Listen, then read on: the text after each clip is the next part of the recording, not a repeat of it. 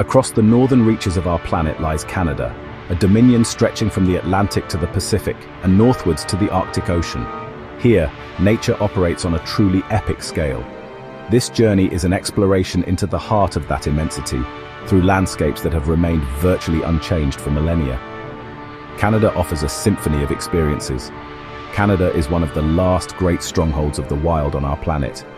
Here, grizzly bears roam ancient territories. And so, we invite you to join us on this odyssey to discover the spirit of a place that is as diverse as it is vast. A land of boundless horizons waiting to be explored. Our exploration begins in the Canadian Rockies. This is Banff National Park, Canada's first national park, established in 1885. The peaks are titans of rock and ice. Mountains rise from valley floors, slopes cloaked in coniferous forest. Alpine meadows burst with wildflowers in summer. Then there are the lakes. Their waters possess a color that seems almost supernatural, a result of rock flower. Life here is linked to the mountains. The grizzly bear is the monarch of the Rockies. Lake Louise, cradled by the Victoria Glacier, reflects staggering beauty. The Fairmont Chateau, Lake Louise, stands like a sentinel. Glacial waters began as snow, compressed into the Victoria Glacier. The glacier sculpts the mountains, grinding rock into powder that gives the water its ethereal color. In winter, the lake transforms into a vast, silent sheet of ice. The changing seasons bring dramatic transformations. The Bow River carves through the valley, a vital corridor for wildlife. Banff is where geology, ecosystems, and beauty leave one breathless, a sanctuary and reminder of our planet's wild places. Journeying north on the Icefields Parkway, you enter Jasper National Park, the largest in the Canadian Rockies. Jasper has a distinctly wilder character. It's a place where the vastness of the wilderness truly begins to assert itself. The park is a sanctuary for North America's most iconic wildlife. One of Jasper's most enchanting locations is Malign Lake. A boat journey reveals Spirit Island. The spirit of Jasper is one of exploration. Here, you can experience a profound connection to the wild.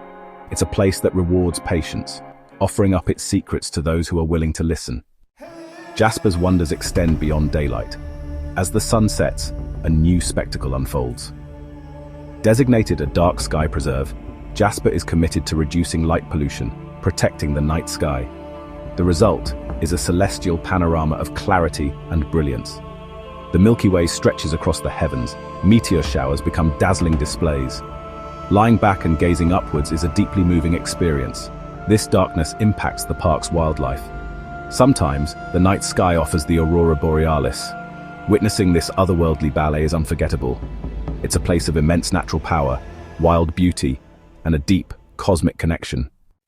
Here on the western edge of Canada, a remarkable confluence of human endeavor and untamed nature occurs. This is Vancouver, a city that seems to have grown directly from the powerful forces that shape this coastline. The towering coast mountains descend dramatically to meet the restless waters of the Pacific Ocean. It's a landscape of breathtaking scale where urban life intertwines with the natural world. Vancouver is a gateway between humanity and the raw power of the planet, shaped by the daily presence of natural beauty. The skyline mimics the jagged peaks, their surfaces mirroring the sky and sea. The waters are vital arteries of life and commerce. The story of Vancouver is one of adaptation and coexistence, thriving in a landscape that could have overwhelmed it. Stanley Park, a 400-hectare temperate rainforest, thrives within the city. Ancient cedars filter light, creating tranquility. The seawall offers stunning views. Diverse wildlife, from eagles to raccoons, flourish here. It's a reminder that nature persists with careful stewardship. Stanley Park, a green lung, a living museum, and a testament to the value of wilderness. Niagara Falls, a name synonymous with overwhelming force. The most iconic is the Horseshoe Falls. It releases a colossal, perpetual cloud of mist.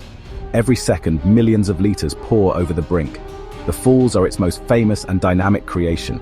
It's drawn explorers, artists, daredevils, and tourists, all seeking to witness its power and beauty firsthand. A spectacle of such scale and intensity that it leaves an indelible mark on all who behold it. The human response to Niagara has been as remarkable as the falls themselves. For over a century, powerful beams of colored light have transformed the natural spectacle into a man-made work of art. The immense kinetic energy of the falling water has long been recognized as a source of power. Vast tunnels divert the river's flow to massive hydroelectric power stations. This is the dual nature of Niagara, a source of inspiration and immense practical energy. Vessels ferry visitors into the very heart of the basin.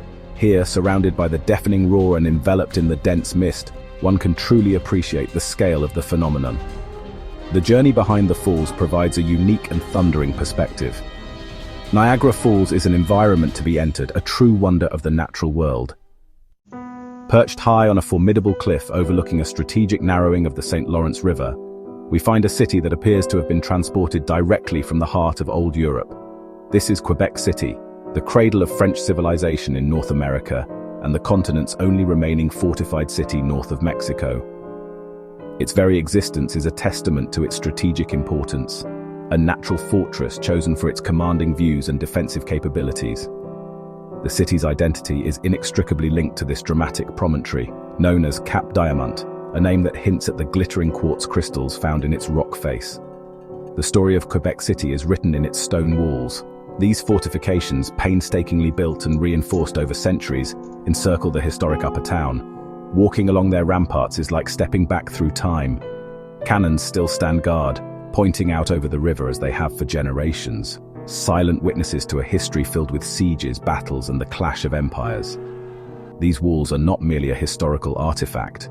They are the very bones of the city, defining its character and preserving a unique urban landscape that has earned it the status of a UNESCO World Heritage Site. Below the cliffs of the upper town lies the lower town, the site of the original settlement. Here, a labyrinth of narrow cobblestone streets winds between centuries-old stone houses. Place Royale, the city's birthplace, is a beautifully preserved square that feels like a provincial French market town. It was here in 1608 that Samuel de Champlain established his habitation, laying the foundation for New France and setting in motion a cultural and linguistic legacy that endures to this day. Every building, every street corner, seems to whisper tales of the fur traders, merchants, and colonists who first called this place home. The city's most iconic landmark, the Chateau Frontenac, dominates the skyline with its fairy tale collection of turrets and towers. Though it looks like a medieval castle, it is in fact a grand hotel, built in the late 19th century. Yet, it perfectly captures the romantic, historic spirit of the city. It stands on the site of former governors' residences, a symbol of continuity and prestige, its silhouette a beacon of history visible for miles along the great St. Lawrence River. It is the crown jewel of a city that has fiercely protected its past while embracing its role as a vibrant, modern capital. Walking through Old Quebec, you feel the blend of North American and French culture. You hear French everywhere, a constant reminder of the city's origins. This lively culture thrives in restaurants, art shops, and on Dufferin Terrace. In winter, the city feels most European, with snow-covered buildings and the smell of wood smoke. The food is a mix of French and Canadian, from tourtière to poutine. Beyond the walls, the Plains of Abraham recall the battle that shaped North America. Quebec City is a strong living museum preserving its history and culture. Nestled in British Columbia's Coast Mountains lies Whistler, synonymous with alpine grandeur. The Twin Peaks stand as colossal sentinels, draped in a pristine blanket of white. This kingdom of snow calls to the adventurous spirit. It's a magnet for those seeking challenging slopes, a vertical world demanding respect and skill. To descend is to experience pure freedom. This is not merely a playground, but a thriving ecosystem. The village is a hub of warmth. The mountains are a constant humbling presence, a connection to the raw beauty of the Canadian wilderness. When the great thaw arrives, Whistler undergoes a remarkable transformation. Snow melts to feed rushing streams and rivers. The air carries the scent of damp earth and wildflowers. Trails emerge, inviting hikers and mountain bikers to explore. Here, one can encounter the black bear. Glacial lakes become hubs of summer life. Kayakers glide across their surfaces. This seasonal metamorphosis reveals Whistler's duality, from winter white to summer green. It's a landscape constantly changing yet eternally beautiful. Cradled in the Gulf of St. Lawrence, Prince Edward Island is an island province of serene beauty. The land seems to blush, its soil a distinctive shade of red from a high concentration of iron oxide. Over millennia, the soft sandstone bedrock has weathered, creating rolling hills and beaches of crimson sand. The coastline is a masterpiece where the sea has carved the sandstone into dramatic cliffs and secluded coves. This rich red soil nurtures generations of farmers, creating a patchwork of tended fields. The verdant fields against the azure sea are the quintessential image of Prince Edward Island. At low tide, the tidal flats expose a world of hidden creatures and shorebirds. It is a delicate ecosystem where land and sea intertwine. Beyond its remarkable physical beauty, Prince Edward Island holds a special place in the world of literature. It is a landscape that has been immortalized, its gentle hills and charming farmhouses captured forever in the pages of a beloved story. This is the land of Anne of Green Gables, the fictional world created by author Lucy Maud Montgomery, who drew her inspiration from the island she called home. The very essence of this place, its pastoral beauty, its close-knit communities, its whimsical charm, is woven into the fabric of her narrative, enchanting readers for over a century. To travel through the island is to feel as though one has stepped into the pages of the book. The Green Gables Heritage Place in Cavendish, the very farmhouse that inspired the story, stands as a pilgrimage site for admirers from across the globe. It is preserved with meticulous care, a tangible link to the fictional world that feels so incredibly real. One can wander through the rooms, imagine the spirited red-headed orphan who lived there, and walk the paths she trod, including the haunted wood and Lover's Lane. It is a powerful testament to the enduring power of storytelling to shape our perception of a place. The island's culture is deeply imbued with this literary heritage. It is not simply a tourist attraction, but a source of immense local pride. The story of Anne has become a part of the island's identity, a symbol of its innocence, its resilience, and its connection to the natural world. The themes of the book, the importance of imagination, the beauty of friendship, and the solace found in nature, resonate deeply with the island's own character. This connection between a place and a story has created a unique cultural phenomenon, where fiction and reality have become beautifully and inextricably merged. This legacy has helped to preserve the island's idyllic character. While the world has changed dramatically since Montgomery's time, much of Prince Edward Island retains a timeless quality, a sense of having been gently passed over by the frantic pace of modern life. The quiet country roads, the charming clapboard houses, and the stunning, unspoiled coastlines remain much as they were. It is a place where one can still find the simple, profound beauty that so inspired a young author. A living landscape that continues to tell its own enchanting story to all who are willing to listen. Our journey takes us to Newfoundland's west coast.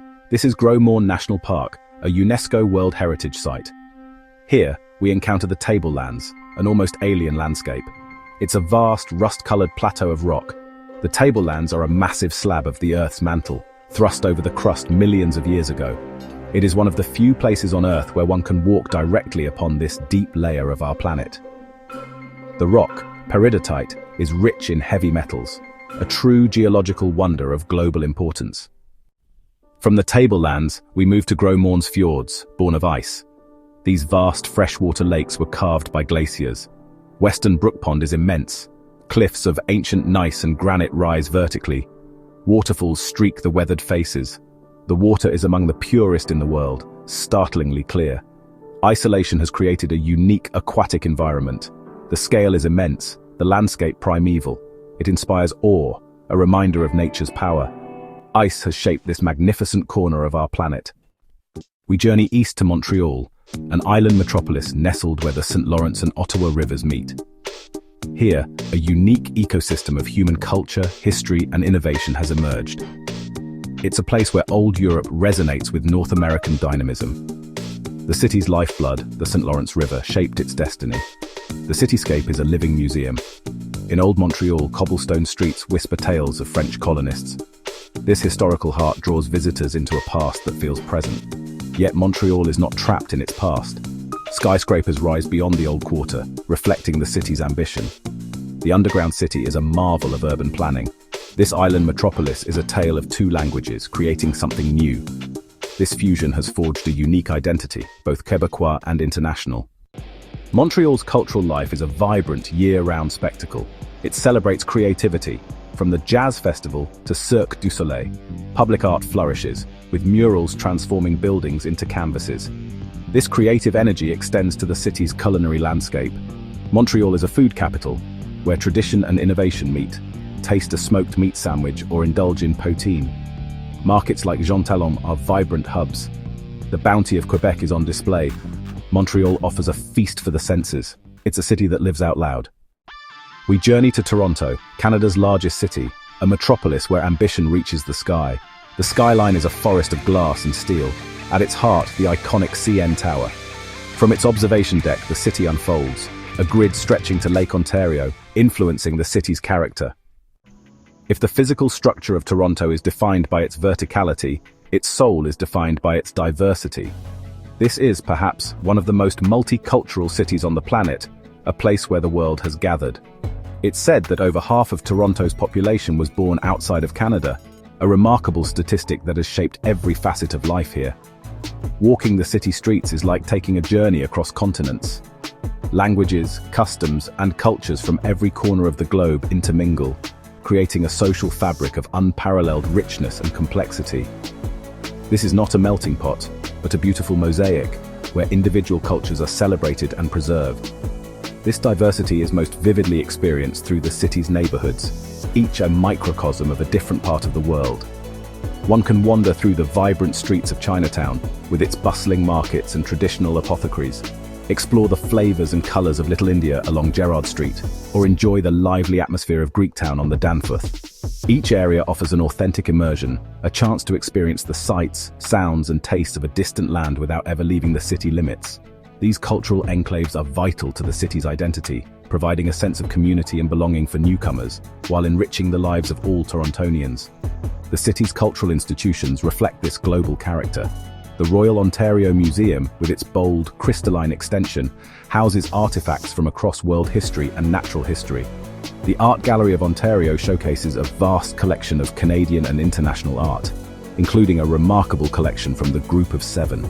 But culture here isn't confined to institutions. It thrives in the hundreds of festivals that fill the city's calendar, from the massive Caribbean Carnival, a spectacular parade of color and music, to the Toronto International Film Festival, a global cinematic showcase that attracts stars from around the world.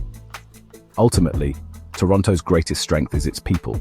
It's a city built on the principle of inclusion, a place where diversity is not just tolerated, but embraced as a source of social and economic vitality. This grand experiment in multicultural urban living has created a dynamic, resilient, and forward-thinking society. It's a model for the future, a living demonstration that people from all backgrounds can come together to build a peaceful, prosperous, and vibrant community. Toronto is more than just Canada's largest city. It is a living, breathing testament to the interconnectedness of our modern world. Leaving the sprawling urban environments behind, we retreat into the ancient heart of the Laurentian Mountains, one of the oldest mountain ranges in the world. Here, nestled beside the shimmering waters of Mont-Tremblant, lies a human settlement designed for a very specific purpose: to coexist with and celebrate the mountain. This is Mont-Tremblant, a name that translates to Trembling Mountain, a legend born from the Algonquin people who believed the mountain would tremble when angered. Today, it is a place of recreation and refuge, a carefully crafted village that emulates the charm of a European alpine retreat. The village itself is a remarkable creation, a colorful cluster of buildings with steeply pitched roofs, whimsical turrets, and vibrant facades clinging to the lower slopes of the mighty peak. It is a pedestrian-only world, connected by cobblestone pathways and a clever open-air gondola known as the cabriolet, which lifts visitors effortlessly from the lower village to the upper plaza. This design fosters a sense of intimacy and community, encouraging exploration on foot and ensuring that the natural sounds of the mountain are not drowned out by the noise of traffic. It is a habitat built in deference to its majestic surroundings.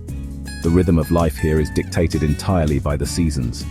In winter, the village transforms into a world of pure white. A thick blanket of snow covers everything, muffling sound and creating a magical, serene atmosphere. The mountain awakens, its slopes crisscrossed with skiers and snowboarders descending in graceful arcs. The air is crisp and cold, filled with the sounds of laughter and the satisfying crunch of boots on snow. The village glows with warm light, its fireplaces roaring, offering a cozy sanctuary after a day spent embracing the exhilarating cold of the Canadian winter. As the snows melt, a dramatic transformation occurs. The mountain sheds its white coat to reveal a lush green mantle of dense forest. The village bursts into life with a different kind of energy. The patios of cafes and restaurants spill out onto the squares, adorned with bright flowers. The focus shifts from the ski slopes to the lake, the hiking trails, and the golf courses. The sound of birdsong replaces the swoosh of skis. It is a cycle of hibernation and awakening, a testament to the powerful influence of the changing seasons on this unique mountain community. The true master of this domain is the mountain itself. Mont-Tremblant rises to a height of 875 meters, offering panoramic views that stretch for miles across the rolling Laurentian landscape. Its slopes, which provide such thrilling descents in winter, become a network of trails in the summer months. Hikers and mountain bikers venture into its forests, exploring a rich ecosystem of maple, birch, and pine. They may encounter the local wildlife, white-tailed deer grazing in a clearing, a black bear foraging for berries, or the industrious beaver maintaining its dam in a mountain stream. The mountain is a living, breathing entity, offering endless opportunities for discovery. The vast wilderness of Mont-Tremblant National Park surrounds the resort, providing a protected sanctuary for flora and fauna. This expansive park is a paradise for those seeking a deeper connection with nature. Its network of over 400 lakes and streams offers some of the finest canoeing and kayaking in the region. Paddling silently across a placid lake at dawn, with the mist rising from the water and the call of a loon echoing across the stillness, is a quintessential Canadian experience. It is a chance to witness the landscape in its purest form, untouched by the development of the village below. The cycle of seasons brings with it a changing palette of activities. Autumn is a particularly spectacular time. The forests of the Laurentians erupt in a breathtaking display of color as the maple leaves turn brilliant shades of red, orange, and gold. This fall foliage season attracts visitors who come simply to witness the natural spectacle, driving the winding roads or taking the gondola to the summit for an unparalleled view of the fiery landscape. It is a fleeting, beautiful period that showcases the incredible artistry of the natural world before the quiet slumber of winter begins once more. Whether it is the adrenaline of a winter descent, the tranquility of a summer hike, the serenity of a paddle on the lake, or the awe-inspiring beauty of the autumn colors, Mont-Tremblant offers a profound connection to the outdoors. It is a carefully managed interface between humanity and the wild, a place where people can come to play, to relax, and to be humbled by the grandeur of the ancient mountains. It serves as a powerful reminder of the deep-seated human need to engage with the natural world, a playground built in the shadow of a trembling giant. In the rain shadow of the coast mountains lies the Ocanagan Valley, a long, narrow finger of near-desert conditions stretching into British Columbia. It's a place of contrasts, where arid hillsides meet vast lakes. The sun dictates life's rhythm, baking the soil and ripening famous fruits. This is Canada's pocket desert, a remarkable ecosystem. Vineyards and orchards now thrive, a testament to human adaptation and careful stewardship in this sun-drenched valley. The Okanagan's transformation from a dry valley into a celebrated agricultural region is a story of ecological opportunity. With water, the land produces fruit of exceptional quality. This partnership defines the valley's identity and fortunes.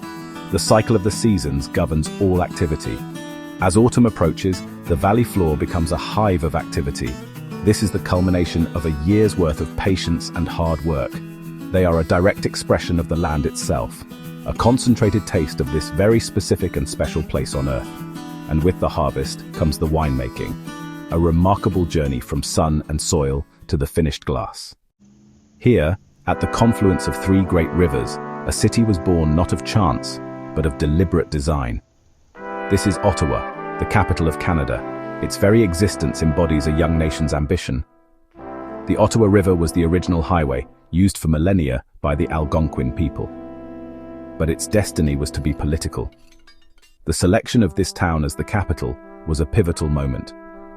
The core of the city is a testament to this grand vision.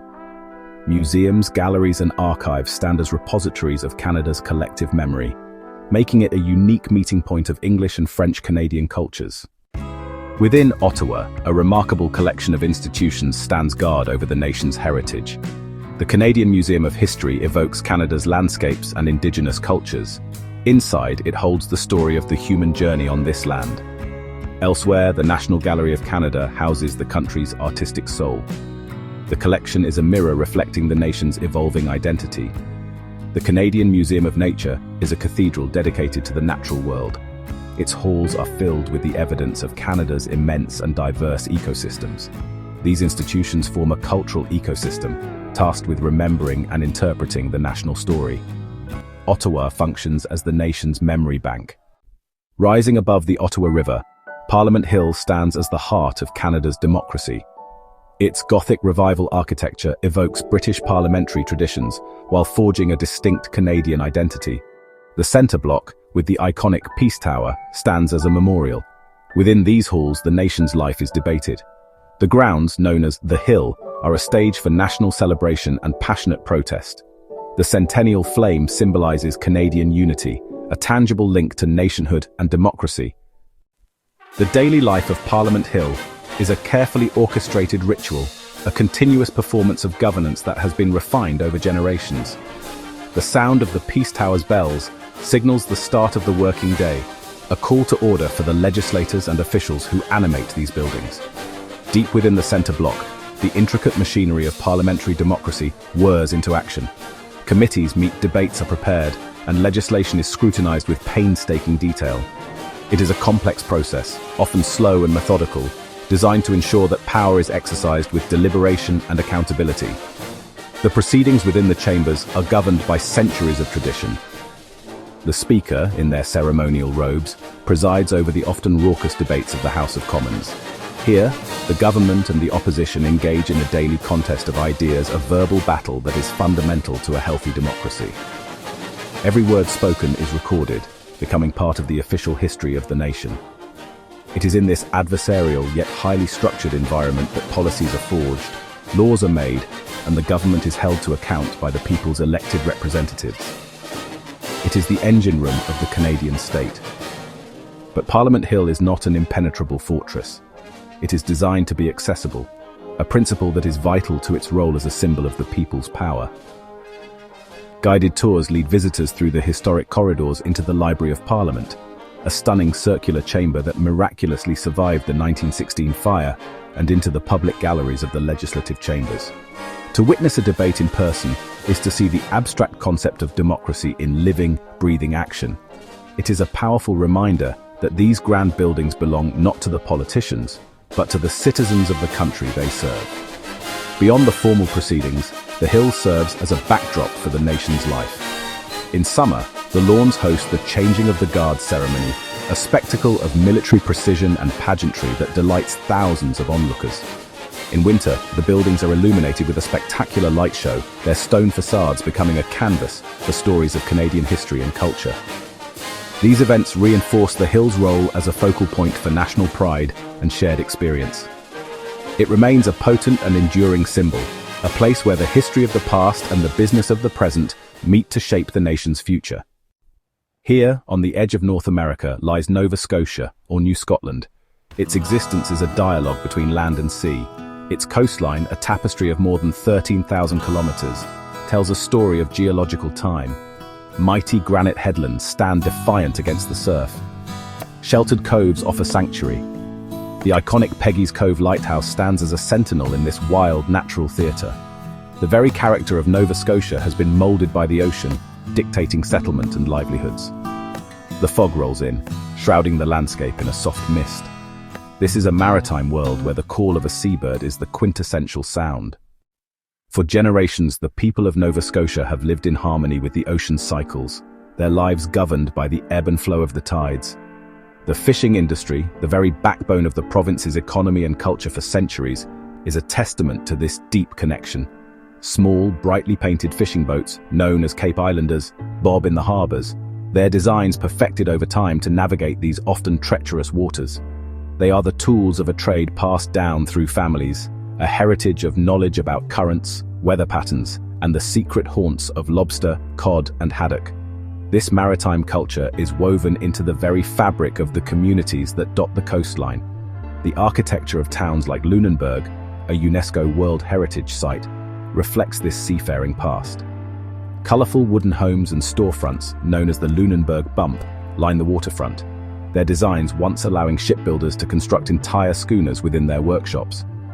These buildings now stand as vibrant monuments to a golden age of sail, when Nova Scotian ships, including the legendary Bluenose, were renowned the world over for their speed and grace. Really, a source of immense pride and a symbol of the province's indomitable spirit. The cultural mosaic of Nova Scotia is as rich and varied as its coastline. The enduring legacy of Scottish immigrants is palpable, not just in the province's name, but in the lingering sounds of Gaelic, the stirring music of the fiddle and bagpipes, and the vibrant tartan patterns that appear in celebrations and daily life. This Celtic heritage blends with the traditions of the Micmac, the first peoples of this land, and the Acadian French, creating a unique cultural tapestry. It is a culture that celebrates resilience, community, and a profound respect for the natural world that sustains it. Today, while the traditional ways persist, Nova Scotia also embraces the new. The same winds that once powered schooners now turn the blades of turbines, and the same ocean that provided sustenance for centuries is now a subject of intense scientific study. Yet the fundamental connection remains. From the shipbuilders of old to the marine biologists of today, the people here understand that their destiny is inextricably linked to the health and vitality of the Atlantic. It is a relationship of respect, a partnership between humanity and the immense, awe-inspiring power of the sea. Nestled at the very edge of a bustling metropolis, there exists a remarkable sanctuary, a vast expanse of green that serves as the lungs of Vancouver. Stanley Park is not merely a city park, it is a magnificent temperate rainforest, an almost pristine wilderness preserved in the heart of an urban landscape. Covering over 400 hectares, it is a world away from the concrete and glass that define the downtown core, which lies just a stone's throw across the water. This is a place where ancient ecosystems persist, a living testament to the landscape that existed here long before the city was ever conceived. The park is almost entirely surrounded by the waters of the Pacific Ocean, its shores lapped by the tides of Vancouver Harbour and English Bay. This unique geography creates a stunning juxtaposition of dense, dark forest and bright, open water. Giant western red cedars and Douglas firs, some hundreds of years old, form a towering canopy that filters the sunlight, creating a cool, shaded world beneath. Their immense trunks, draped in moss and ferns, rise like the columns of a natural cathedral, inspiring a sense of quiet reverence. This is an environment that feels ancient, powerful, and profoundly alive. The creation of Stanley Park was an act of extraordinary foresight. In 1886, Vancouver's City Council petitioned the federal government to lease the land, which was then a military reserve for use as a park. This decision preserved a unique and irreplaceable ecosystem from the relentless march of urban development. Unlike many of the world's great urban parks, which are the product of careful landscape architecture, Stanley Park is largely a natural space, its forests and shorelines shaped primarily by the forces of nature, rather than the hand of man. It remains a precious inheritance, a gift from the past to the future. This proximity of pristine nature to a dense urban population creates a unique dynamic. It allows for an immediate and profound connection to the wild. A short walk can transport a city dweller from the hustle of traffic and commerce into a tranquil world of rustling leaves, birdsong, and the scent of damp earth. It is a vital escape, a place for recreation, reflection, and rejuvenation. Stanley Park is more than just green space. It is an integral part of Vancouver's identity, a symbol of the city's celebrated balance between urban living and the natural world. Tracing the entire perimeter of this magnificent park is one of its most celebrated features, the seawall. This uninterrupted, 28-kilometer pathway is a ribbon of pavement that separates the forest from the sea, providing a spectacular route for walkers, cyclists, and skaters. It is a journey of ever-changing perspectives, offering breathtaking views of the city skyline, the majestic North Shore Mountains, the bustling port, and the vast expanse of the Pacific Ocean. The seawall is not just a path, it is the park's artery, pulsing with the life and energy of the city. Construction of the seawall was a monumental undertaking, a project that spanned over 60 years. It began in 1917, largely as a means to prevent the erosion of the park's shoreline. Much of the work was done by a single man, master stonemason James "Jimmy" Cunningham, who dedicated 32 years of his life to its construction. His meticulous work, Fitting stone upon stone created a barrier that is both functional and beautiful, a structure that seems to grow organically from the coastline it protects. It stands as a quiet monument to human perseverance and craftsmanship. Along its route, the seawall tells the stories of the region. It passes by the iconic totem poles at Brockton Point, magnificent works of art that honor the history and culture of the coast's Salish peoples, the original inhabitants of this land. These towering, intricately carved poles are not just decorations, they are powerful narratives, representing family lineages, spiritual beliefs, and historical events. They stand as a vital reminder of the deep human history that is interwoven with this natural landscape, a history that stretches back for thousands of years before the park's official designation. The journey around the seawall is a sensory experience. It leads past sandy beaches like Third Beach, where the setting sun paints the sky in fiery colors, and rocky outcrops where harbor seals can be seen basking in the sun. The sounds change from the gentle lapping of waves in sheltered coves to the cry of gulls and the distant drone of a seaplane taking off from the harbor. It is a pathway that connects people not only to the different facets of the park, but also to the rhythm of the ocean and the vibrant life of the city that surrounds it. Flowing through the very heart of Canada's capital city is a waterway born not of natural processes, but of strategic necessity. The Rideau Canal, a 202-kilometer chain of lakes, rivers, and man-made channels, is a masterpiece of 19th-century engineering.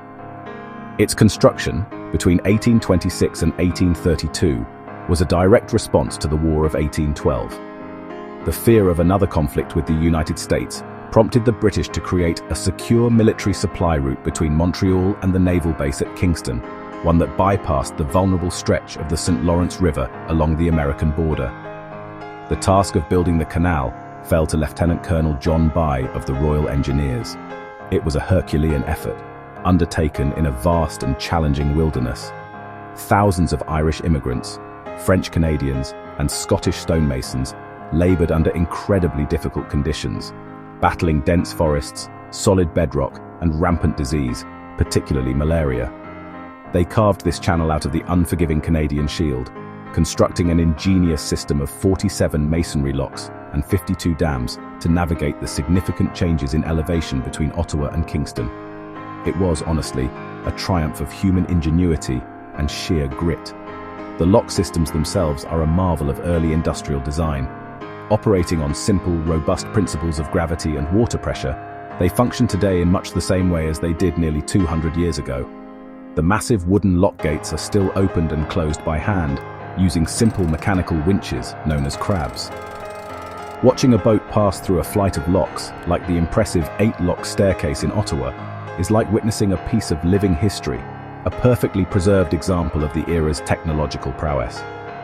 This remarkable state of preservation is a key reason for its designation as a UNESCO World Heritage Site. Though its original military purpose was never tested, the canal quickly became a vital commercial artery, transporting lumber, minerals, and agricultural goods, fueling the settlement and economic development of Upper Canada. It played a pivotal role in the growth of the communities along its banks, including the lumber town of Bytown, which would eventually grow to become Ottawa, the nation's capital. The canal is more than just a waterway. It is the foundational spine upon which the history of this entire region was built. As the deep cold of the Canadian winter descends upon Ottawa, the historic canal undergoes a magical transformation. The flowing water of summer stills, freezes, and thickens, until the section running through the city's core becomes something else entirely, the Rideau Canal Skateway. At 7.8 kilometers in length, it is recognized as the world's largest naturally frozen skating rink, a unique and beloved feature of life in the capital. This transformation marks a fundamental shift in the city's rhythm, drawing people out into the crisp winter air to celebrate the season. The creation of the skateway each year is a delicate science, a partnership between human expertise and the whims of nature. The team from the National Capital Commission monitors the ice thickness with meticulous care, waiting for sustained temperatures between -10 and -20 degrees Celsius. Only when the ice is at least 30 centimeters thick is it deemed safe to open. Crews then work through the frigid nights, flooding the surface with water to create a smooth, glass-like finish, and sweeping it clear of snow, maintaining this frozen highway for thousands of users. For the residents of Ottawa, the Skateway is more than just a tourist attraction. It is a part of daily life. In the morning, it becomes a commuter route, with civil servants and students gliding past one another on their way to work or class, briefcases in hand. By afternoon and on weekends, it transforms into a vast recreational playground. Families teach their children to skate, couples hold hands as they glide along, and friends gather for a game of shinny, a form of informal ice hockey. It is a place of shared experience, a vibrant thread that connects the entire community. Along the ice, small chalets appear, offering warmth and refreshments. The aroma of hot chocolate and beaver tails, a classic Canadian pastry, fills the cold air. The soundscape is one of happy chatter, the scrape of blades on ice, and music drifting from warming stations. At night, the Skateway is illuminated, creating a truly enchanting scene as skaters move like graceful silhouettes against the backdrop of the city's lights and the grand floodlit Parliament buildings. It is here, on this frozen ribbon of history, that Canada truly embraces the beauty and joy of its long winter. Here, in the vast heartland of Ontario, lies Algonquin Provincial Park. It is a sprawling mosaic of maple hills, rocky ridges, and countless shimmering lakes, interconnected by rivers and streams. For centuries, this has been the domain of the canoe, perfectly adapted to navigate these intricate waterways. The experience of paddling through Algonquin is one of total immersion. The air is thick with the scent of pine, a primordial perfume that cleanses the senses. This is a passage back in time, to an era when nature reigned supreme. The park is a sanctuary for wildlife, and for the human spirit seeking refuge and renewal. One can paddle for days, venturing deeper into the backcountry. This intricate network of water and land sustains a rich tapestry of ecosystems. To travel here by canoe is to become part of this story, and witness the timeless drama of the natural world unfolding. Algonquin is a realm teeming with life, a vibrant community of creatures uniquely adapted to this northern forest. The park is perhaps most famous for its thriving population of eastern wolves, their haunting howls a signature sound of the Algonquin night. These elusive predators move like ghosts through the dense undergrowth, their presence more often felt than seen. They are a vital part of this ecosystem, apex hunters, that help maintain the delicate balance of life. Listening to their chorus under a canopy of stars is a profound experience, a powerful reminder of the untamed spirit that defines this protected wilderness. Alongside the wolf, the majestic moose wanders these lands, often seen wading into the marshy shallows of a lake, dipping its great head to feed on aquatic plants. These are the giants of the boreal forest, their immense size and gentle demeanor a source of constant wonder. In the autumn, the resonant calls of bull moose echo through the valleys, a primal declaration of strength during the annual rut. To witness one of these magnificent animals emerge from the morning mist is to see a living symbol of the Canadian wild, a creature perfectly in tune with its surroundings, a master of its domain. The park is also a haven for the industrious beaver, the master engineer of these waterways. Their dams transform streams into ponds, creating new habitats that benefit a whole host of other species, from waterfowl to amphibians. The telltale signs of their work are everywhere. The conical lodges built of mud and sticks, and the gnawed stumps of aspen and birch trees. Their tireless efforts shape the landscape in profound ways, demonstrating the incredible impact a single species can have on its environment, a testament to the interconnectedness of all life within this complex and dynamic ecosystem. Above, the skies are patrolled by ospreys and bald eagles, while below, the forest floor is home to black bears, white-tailed deer, and a myriad of smaller creatures. Each plays its part in the grand, unfolding drama of survival and succession. Algonquin is not a static museum of nature. It is a living, breathing entity, constantly changing with the seasons. From the fresh green shoots of spring to the fiery spectacle of autumn and the deep, silent slumber of winter, the park offers a continuous cycle of death and rebirth, a powerful and enduring illustration of nature's resilience. In the heart of the Canadian Rockies lies Abraham Lake. In winter, the lake reveals a magical treasure. The surface transforms into crystal-clear ice. Methane gas, released by decomposing matter, rises as bubbles. They're caught freezing, creating natural ice sculptures. Walking on Abraham Lake is like stepping onto another planet. The trapped bubbles appear as jewels in glass. This display illustrates a complex ecological process made visible. The frozen bubbles are a window into a hidden world. The environment that creates the famous ice bubbles is one of extremes. Abraham Lake is situated in a powerful wind corridor that funnels air through the Rocky Mountain front ranges. This relentless wind is a key architect of the winter spectacle, acting as a natural Zamboni that constantly sweeps the ice clear of insulating snow. Without this persistent scouring, the ice would be opaque and the bubbles would remain hidden from view. It is a harsh and unforgiving force, capable of chilling to the bone, yet it is this very harshness that reveals the lake's delicate beauty, a paradox typical of the mountain wilderness.